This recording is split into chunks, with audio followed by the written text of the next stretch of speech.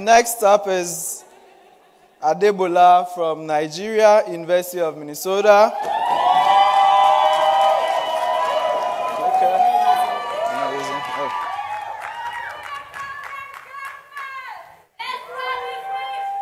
Good morning.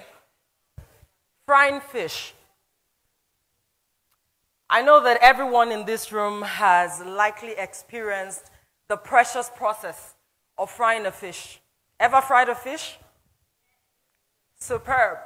Do you know that in a particular culture in Africa, men who master the delicate artistry of fish frying are considered brave enough for war and fit to marry the king's daughter?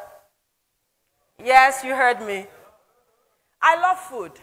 And as a Nigerian woman, I spend averagely 1/8 of my time in the kitchen.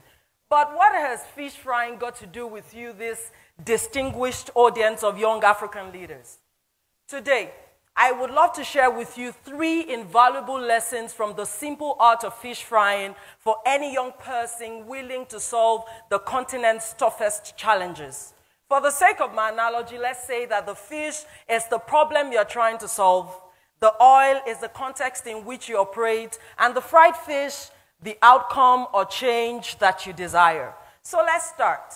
First, love the fried fish. Anyone who would go through the rigor of the frying process must cherish the absolute wonder of the fried fish at the end. To change Africa, you must desire her future more than you despise her failure.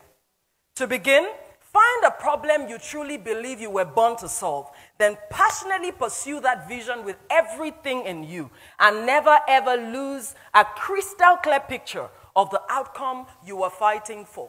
In the words of Steve Jobs, the way to do a great work is to do what you love. And this is the very principle that will make my South African friend Luleka quit a high-paying mining job in South Africa to start an ICT program for rural children.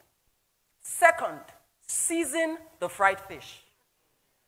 The best of chefs know that the secret of delicacies is in their recipes. So if you want yummy fried fish, you got to season it before you begin. Whatever pressing crisis you're seeking to tackle in your communities, let me announce to you that passion will not be enough. Your long-term success will depend on grounded research, a strong action bias, multi-level partnerships, and the best global content. Now, so when you turn up to fix Africa, don't just bring your heart to the work, bring your head to it. And this is what Nelson Mandela calls the formidable combination. Show up with your best flavors. Show up with your best seasonings. Show up with your greatest expertise, your finest excellence, your deepest exposure, and your strongest insights.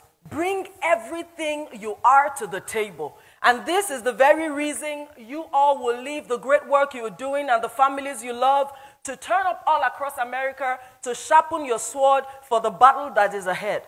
And for this reason, fellows, you deserve some accolades. Absolutely. Finally, and I love this one so much, fishes need hot oil to fry.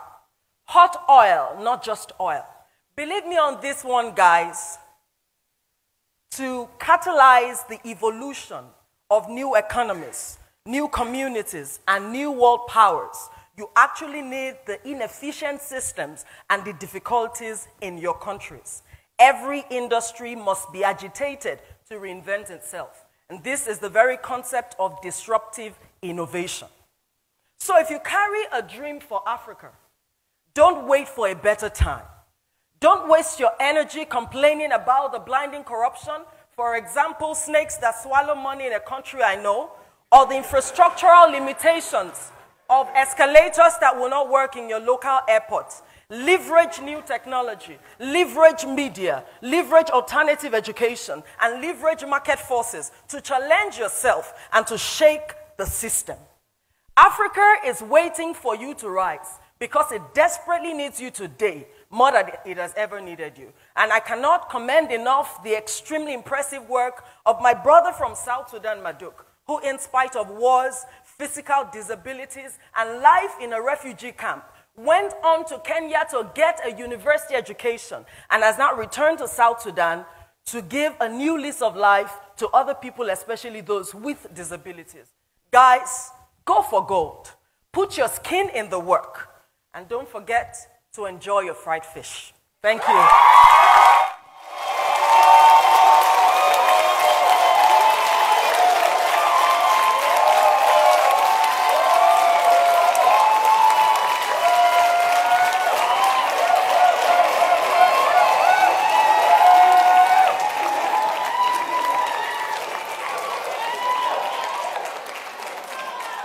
Thank you very much, Debola. That was good.